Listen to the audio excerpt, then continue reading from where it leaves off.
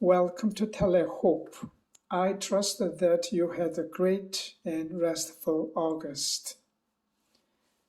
Tremendous heat is generated on the exterior of the Concorde when it flies at supersonic speeds.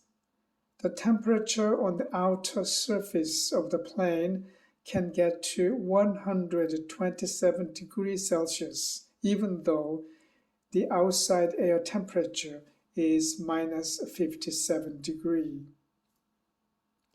The expansion caused by this heat make the plane 30 centimeters longer at cruise speed than at rest.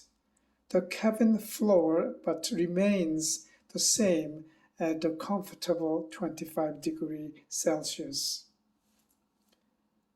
When faced with trials, we can have inner strength.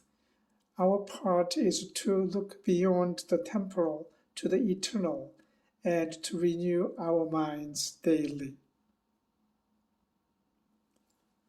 Even though our outward man is perishing, yet inward man is being renewed day by day. 2 Corinthians 4:16. We are coming to you, fountain. Amen.